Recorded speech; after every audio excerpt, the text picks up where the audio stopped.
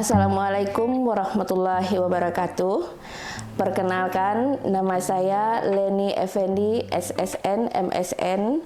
Saya adalah dosen program studi seni teater, Fakultas Seni Pertunjukan, Institut Seni Indonesia Padang Panjang. Bidang keilmuan saya adalah pengkajian seni pertunjukan. Saya diberi kepercayaan mengampu beberapa mata kuliah teori dan teori praktek yang berhubungan dengan pengkajian seni pertunjukan di program studi seni teater. Beberapa mata kuliah yang saya ampu adalah diantaranya sejarah teater timur, sejarah teater barat, sejarah teater Indonesia, dramaturgi dasar, dramaturgi realisme, dramaturgi kontemporer, dan labor dramaturgi. Pada PDD UKT-PT bidang pengajaran pada saat ini yang akan saya bahas adalah tentang mata kuliah sejarah teater timur. Mata kuliah sejarah teater timur ini adalah mata kuliah teori yang berada pada semester 2 dan berbobot 2 SKS. Mata kuliah sejarah teater timur ini adalah merupakan salah satu mata kuliah wajib yang harus diambil oleh seluruh mahasiswa program studi seni teater pada semester 2. Dan mata kuliah sejarah teater timur ini memberi penjelasan dan pemahaman kepada mahasiswa bagaimana sejarah runtunnya perkembangan teater-teater yang ada di Asia atau di Timur. Mulai dari India, Kamboja, Thailand, sampai ke Indonesia. Adapun mengenai teknik pembelajarannya dilakukan dengan ceramah dan demonstrasi. Dan sistem pembelajaran pada mata kuliah sejarah teater timur ini dilakukan dalam 16 kali pertemuan, dan teknik untuk pembelajarannya juga dilakukan dengan asesmen penilaian terbagi dengan 3 bobot penilaian. Yang pertama, tugas atau terstruktur itu bernilai 20%. Yang kedua, ujian tengah semester atau UTS itu 30%, dan yang ketiga ujian akhir semester atau UAS itu 50%. Nah, kemudian untuk materi yang akan saya sampaikan pada UPP UKT pada saat ini adalah materi tentang sejarah teater Sangskerta, ini pada pertemuan minggu pertama perkuliahan. Dan materi ini, pada pertemuan materi ini diharapkan mahasiswa mampu menjelaskan dan memahami bagaimana sejarah atau teori awal kemunculan dari teater Sangskerta yang ada di India, dan juga pengarang-pengarang dan penulis teater India. Dan penyampaiannya akan dilaksanakan dengan ceramah dan diiringi dengan tanya jawab dan berakhir dengan pemberian tugas. Dan berikut adalah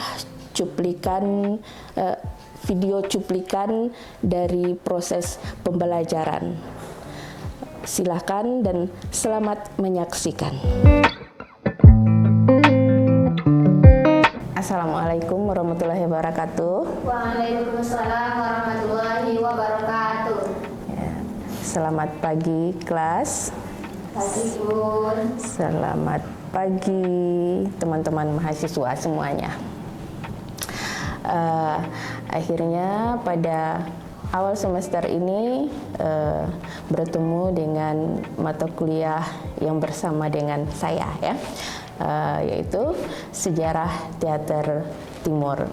Nah, ini adalah merupakan minggu pertama perkuliahan kita ya. Saya memberi sedikit deskripsi mengenai mata kuliah Sejarah Teater Timur yang akan kita bahas, yang akan kita pelajari sampai nanti di akhir semester, gitu ya. Nah, mata kuliah Sejarah Teater Timur ini nanti teman-teman mahasiswa semuanya nanti diharapkan nanti bisa menjelaskan dan mampu memahami bagaimana sejarah dari awal atau sejarah dari perkembangan teater-teater yang ada di Asia atau di Timur gitu ya.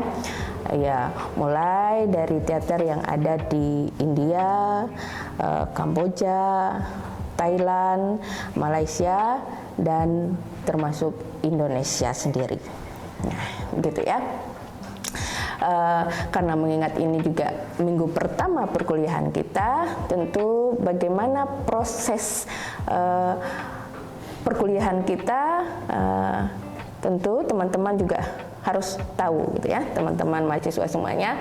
Nanti perkuliahan kita akan kita lakukan dengan 16 kali pertemuan gitu ya. 16 kali pertemuan. Nanti di pertemuan ya, dari pertemuan pertama sampai pertemuan keempat itu nanti akan ada penilaian dari saya, begitu ya. Akan ada penilaian, yang penilaian itu ada penilaian pengambilan penilaian tentang tugas atau terstruktur. Nah, itu teman-teman pasti sudah tahu sebelumnya ya, di perkuliahan sebelumnya juga sudah dijelaskan seperti itu. Itu nanti bobot nilainya 20%. Kemudian ujian tengah semester. Nah, gitu. Itu bobotnya sekitar 30%. Nah, bukan sekitar, memang 30% ya. Kemudian nanti di akhir baru ujian akhir semester gitu ya, atau UAS. Itu bobotnya sekitar 50%. Kenapa sekitar saja? Dari tadi saya bilangnya memang 50%. Jadi 20%, 30% dan 50% gitu jelasnya ya. Pertemuan perkuliahan kita 16 kali pertemuan. 1, 2, 3 sampai 4 kita ujian dan tugas terstruktur. 4, 5, 6, 7, 8, 9 kita UTS, ujian tengah semester. Nah, 9, 10, 11, 12, 13, 14, 15 di pertemuan ke-16 kita baru ujian akhir semester nantinya ya. Jadi begitu ya. Nah, paham teman-teman semuanya, teman-teman mahasiswa semuanya? Nah, ada pertanyaan mengenai secara teknis perkuliahan kita? Tidak ada. Sudah jelas? Nah, baik. Kita masuk ke materi perkuliahan kita ya. Jadi materi kita yang pertama adalah mengenai teater Sangskerta.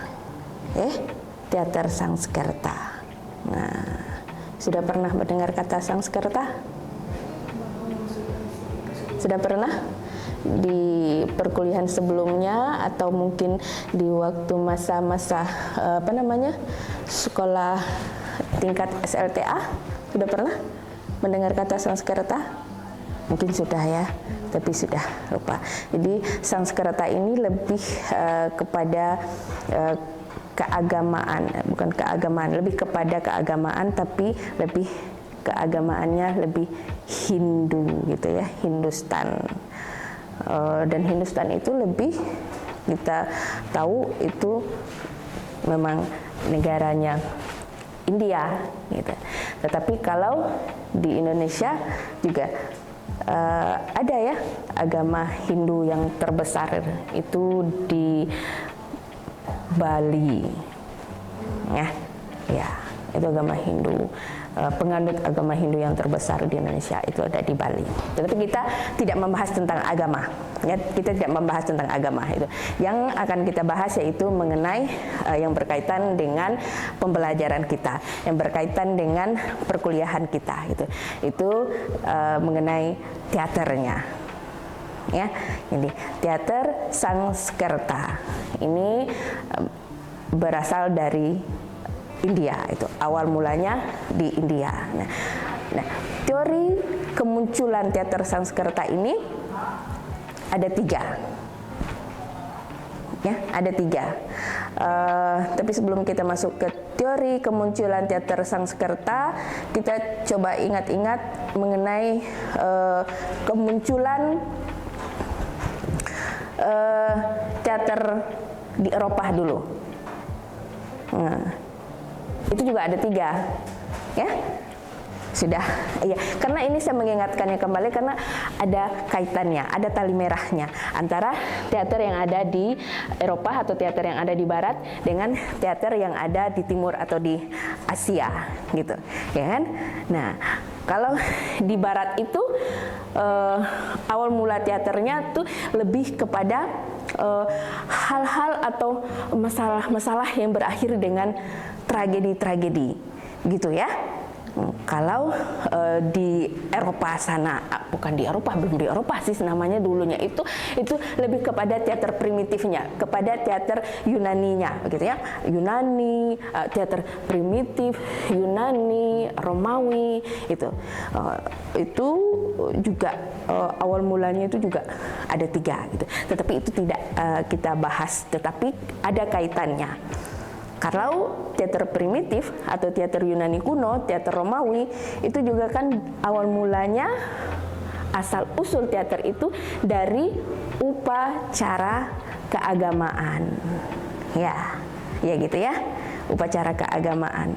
Karena pada masa primitif itu kan ada sesembahan, ada penyembahan. Pada masa primitif itu kan kepercayaan masih kepercayaan kepada benda yang dikeramatkan atau makhluk yang dianggap sesuatu yang bisa memenuhi keinginan manusia, begitu kan, atau lebih mempercayai arwah-arwah nenek moyang, gitu ya, kan iya. Nah, begitu. Kemudian kalau kita tarik ke teater yang ada di Asia atau teater yang ada di Timur, kita coba melihat teater Sanskerta itu sendiri. Nah, kita lihat teori kemunculan teater Sanskerta juga awal mulanya juga berasal dari prosesi keagamaan, ya. Nah, itu berasal dari prosesi upacara keagamaan. Nah, gitu. Jadi para santri atau santrin dan pendeta belajar dan menyanyikan isi kitab Weda. Itu merupakan proses inisiasi dan akhirnya melahirkan teater Sanskerta. Gitu. Dan teater ini, latar belakang teater ini berasal dari naskah-naskah Sanskerta. Jadi juga berawal atau berasal pada mulanya juga dari upacara prosesi upacara keagamaan, gitu ya. Nah, itu yang pertama, ya. Itu teori kemunculannya pertama, teori kemunculan teater Sanskerta. Kita lihat teori kemunculan yang keduanya. Nah, yang kedua berasal dari bahasa anak negeri atau Arya. Kemudian masuk dan berkembang ke dalam khasanah sastra elit India. Sastra elite, bukan elite ya, tapi elit India. Apa itu? Milik masyarakat kecil, kemudian diambil oleh lingkungan kerajaan. Ya. Jadi pada awalnya itu masyarakat awal yang mengadakan sesembahan, gitu ya, yang mengadakan upacara keagamaan, karena pada zaman dahulu itu kan masih zaman-zamannya kerajaan, belum seperti pemerintahan yang sekarang ini kan. Jadi segala sesuatu itu memang dikuasai atau biasanya hal-hal yang memang dianggap untuk sebuah kemajuan atau sebuah keuntungan untuk kerajaan itu biasanya itu akan ditarik oleh kerajaan gitu. Jadi memang pada awalnya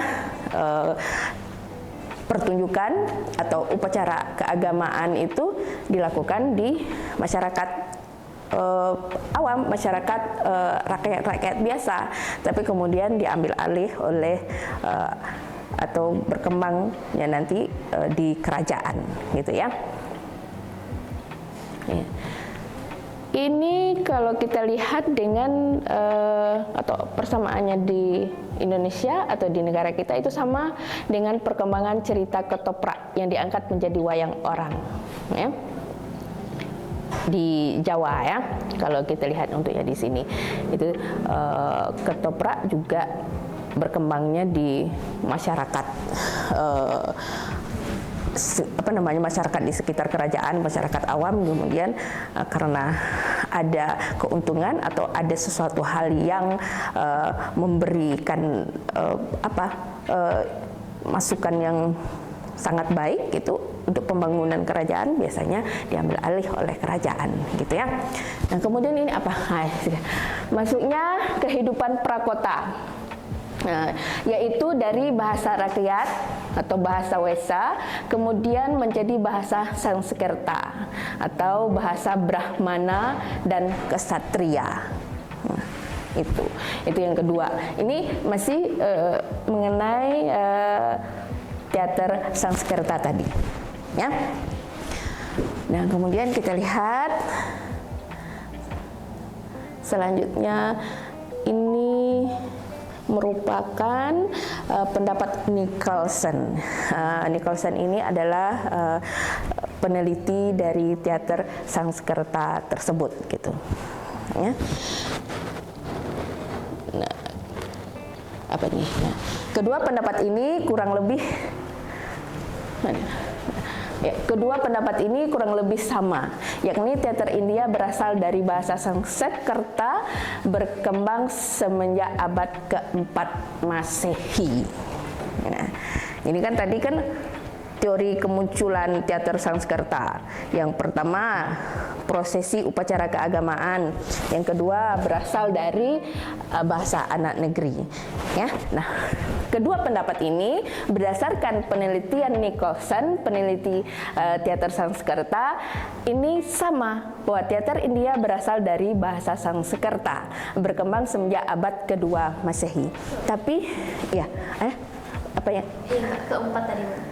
Iya, bukan keempat, berkembang pada abad keempat Masehi. Kan ada 3 teorinya. Pertama tadi prosesi upacara keagamaan, yang kedua ini dia berasal dari bahasa anak negeri. Nah, kedua pendapat ini kurang lebih sama, gitu. Kedua pendapat ini. Nah, kita lihat yang ketiganya. Mana nih, apa katanya ini yang ketiga? Yang ketiga berasal dari kebudayaan Yunani kuno.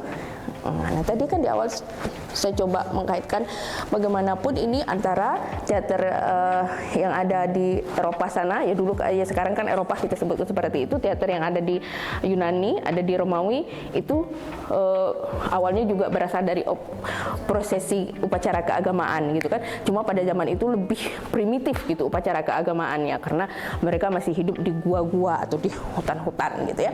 Nah, Jadi itu ada kaitannya. Yang ketiga itu berasal dari kebudayaan Yunani kuno, yaitu kebudayaan Helenisme. Helenisme, gitu. Ya. Nah, apa itu?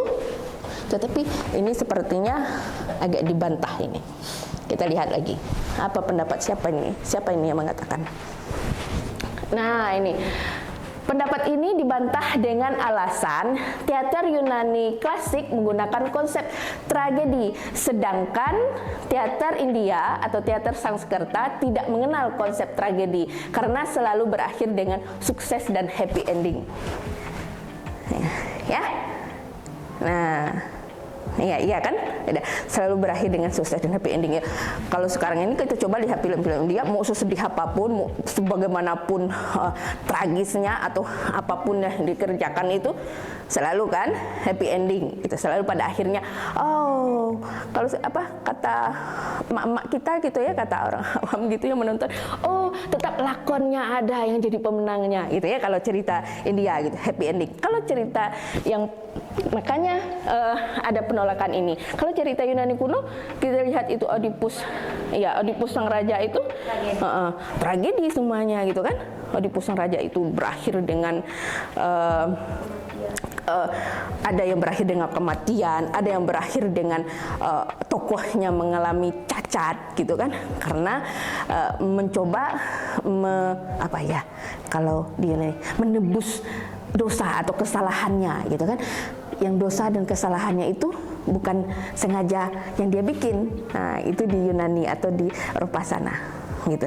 Kalau di India kan tokoh utamanya mau sependeritaan bagaimana begitu kan, sudah luka-luka, apalagi kita lihat di filmnya itu sudah gedebuk-gedebuk gitu kan, jatuh dari apa namanya gedung kesekian kali, kadang mobilnya bisa terbang gitu. Pada akhirnya kan apa namanya tetap dia selamat gitu kan, nggak ada sampai endingnya dia harus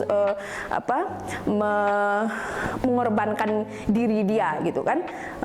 Iya, dia korbankan diri dia, tapi pada akhirnya tetap dia menjadi pahlawannya gitu ya. Nah ya, sampai di sini ada yang mau ditanyakan teman-teman? Ya. Saya mau nanya, berarti di teater barat itu akhir ceritanya lebih banyak menggunakan konsep ending tragedi, sedangkan di teater timur itu konsep akhir ceritanya menggunakan konsep happy ending. Iya, ceritanya ya. Tragedi di Eropa itu atau tragedi di Yunani itu bukan berarti dia set ending, tetapi tragedi itu bagaimana tokoh utamanya itu mengalami mengalami katarsis gitu kan, mengalami pensucian dirinya, bagaimana dia menemukan jati dirinya dan berusaha menebus kesalahannya gitu. Meski itu dia harus menghancurkan dirinya, dia harus membuat dirinya cacat atau dia harus membuat dirinya bunuh diri gitu. Kalau di India mau itu tokoh utamanya itu sudah babak belur bagaimana di klimaks ceritanya, kemudian tapi pada akhirnya kan tokoh utamanya tetap happy ending. Inspektur Pijay tetap disetujui menikahi pujaan hatinya sama Tuan Thakur begitu kan. Jadi seperti itu kan, mau bagaimanapun lah Inspektur Pijay ini sudah kan India kita lihat filmnya sudah ditembak sudah apa, tapi tetap aja selamat gitu kan kadang sudah di luar di luar nalar kita gitu kan, di luar nalar, kalau kata anak-anak sekarang di luar nurul gitu ya. Udah kadang itu dia bisa jatuh dari gedung yang sekian lantai sekian, dia berada di tingkat yang paling atas gitu. Tapi jatuhnya itu kan kayak pelan kali, kan tubuh manusia itu kan berat. Kalau secara logika ini kan udah bulat gitu, tapi kan lama itu orangnya, tokoh yang menyelamatnya itu lari tut gitu kan, sampai selamat gitu disambut gitu ya, kan seperti itu. Kalau di India kan seperti itu gitu, akan beda dengan cerita-cerita yang ada di Eropa, apalagi cerita-cerita kolosal gitu ya, yang ada di Eropa itu kan ada tuh cerita mungkin ada yang menonton nanti, coba lihat Shakespeare in Love itu, coba lihat itu film kolosal itu, ada itu di dicari aja di YouTube, Shakespeare in Love. Nah, itu film kolosal itu lumayan saya lebih suka itu film-film kolosal seperti itu. Kalau enggak Hercules itu tuh Hercules itu tokoh-tokoh mitologi Yunani itu. Shakespeare, Hercules itu tokoh-tokoh mitologi Yunani itu. Ya, kalau mau lihat India ya lihat aja kisah yang ada di Mahabharata. Kisah di Mahabharata itu kan ada 5 Pandawa, yang Bima, Krishna, Arjuna, itu yang 5 Pandawa itu. Kalau kisah-kisah yang ada di India yang lebih kepada cerita Mahabharata, kalau nggak cerita-cerita Ramayana dan Sinta gitu. Ya. Udah? Oke. Baik. Saya pikir sampai di sini ya. Sudah tidak ada lagi pertanyaan? Tidak? Atau masih ada yang mau ditanyakan? Tidak. Ya. Kalau begitu kita tutup saja pertemuan kita hari ini. Tetapi nanti ada tugas ya. Tugasnya teman-teman meresum materi yang kita dapatkan, yang kita jelaskan, yang kita uraikan hari ini. Kemudian resume itu nanti memang diketik dengan biasa, dengan pakai tulisan yang biasa seperti biasanya itu ya. Boleh sekitar 2 atau 3 lembar kertas gitu ya, nanti diketik, di print out, tidak usah dijilid, cuma kertas itu aja, nanti diklip aja, mengumpulnya pada saat pertemuan kita minggu depan lagi ya, jadi begitu. Oke? Nah, baiklah, kita tutup perkuliahan kita hari ini dengan mengucapkan Alhamdulillahirabbil alamin. Terima kasih teman-teman mahasiswa semuanya. Saya tutup. Assalamualaikum warahmatullahi wabarakatuh. Waalaikumsalam warahmatullahi wabarakatuh. Terima kasih, Bun. Ya.